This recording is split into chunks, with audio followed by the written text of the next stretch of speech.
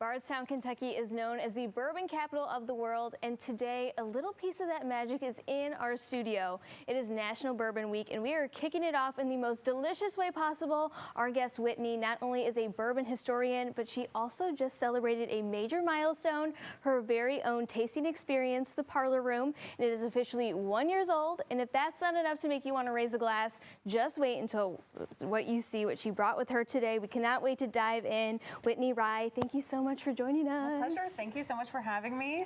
I was just saying, there's no better way to start a day than to have a pour of some bourbon. Well, two women drinking bourbon, Exactly. I mean, right? Yes. That is my favorite moment that you could possibly create, especially for TV. So this is great. I love it. So tell us a little bit about you. I mean, you love all things bourbon. You have, the Parlor Room in Bardstown, such a big deal. So kind of back up, tell us a little bit about your story and how you got involved with bourbon. Absolutely. So I'm a Bardstown native. I grew up in Bardstown and just kind of grew up alongside a lot of the distilleries that we have there. I saw a need for the industry because people were really wanting more curated and intimate experiences available to them. So I decided that I couldn't be the only one who wanted that and opened up the Parlor Room 1 year ago. It has very much worked out for me. Good, yes. Many people want to come out and have more of a curated bourbon experience. So I always like to say that I don't work for any distillery, but I work with all of them. Mm-hmm. So today I brought an Old Fitzgerald, which is very hard to come by. Yes, it is. But this is also a class that I do consistently at the Parlor Room. So I always have a few different varieties of Old Fitzgerald. It's one of my favorites, and it is very, very hard to get access to. Mm-hmm. So if you come into the Parlor Room and book a ticket, because I'm by reservation only, then you can actually try multiple Old Fitzgeralds side by side, and I also don't do tasting notes. Oh, okay. So I try to take people beyond the pour, beyond the glass, if you will, and take them down the journey that is Old Fitzgerald.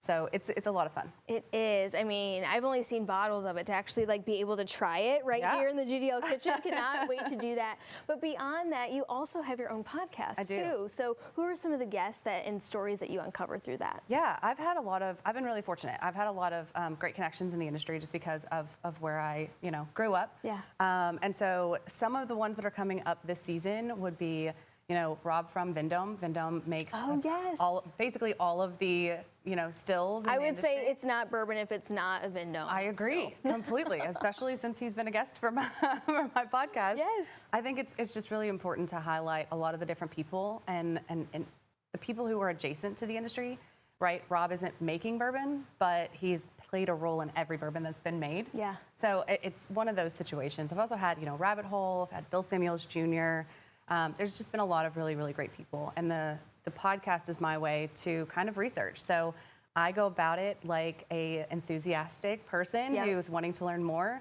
I let them do a lot of the talking, unlike today. Yeah, right. It's probably putting you in a different seat than what you are normally. Normally I'm you. Normally I'm asking the questions and learning more. And then at the Parlor Room, I take all of that knowledge and I share it with guests. So guests get access to the stories that I got to hear in person, and it's really, really great. Now, that is a really unique experience because a lot of times, you go on these distilleries tours, which is great. The tour guides are fantastic, each and every one of them. But to take all of those little notes of history back and to present it in such a beautiful way with some exclusive bourbons that you really can't find. Yeah. I mean, you found your niche for sure. I think a lot of people agree with you. It's been a really great first year, and I'm hoping for many more. I love it. So what is this bottle that you specifically brought with you today? Yeah. So this is an Old Fitzgerald.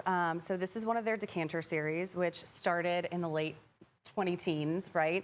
They brought this back because whenever it was owned by Stitzel Weller, it was something that they started releasing on an annual basis as like a holiday decanter. It became really, really popular. Yeah. And then when Heaven Hill took over that brand, they brought this back in the late 20-teens. And so this one is very, very great. This is a 9-year that we're trying. Okay. It's 100 proof. So again, a great way to start our morning. Yes, it is. Yes, it is, Whitney. Yeah, cheers. Cheers to that.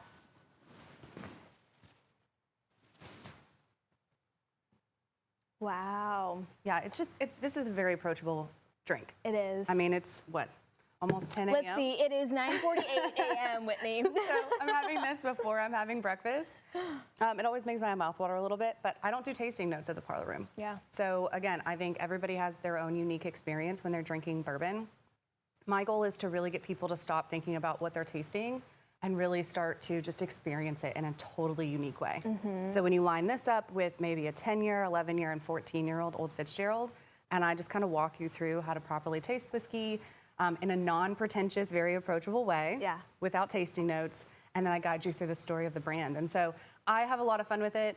You know, I always ask people if they know the difference between a tour guide and a host, and a host drinks with you. There you go. So I will forever and always be a host, not a tour guide.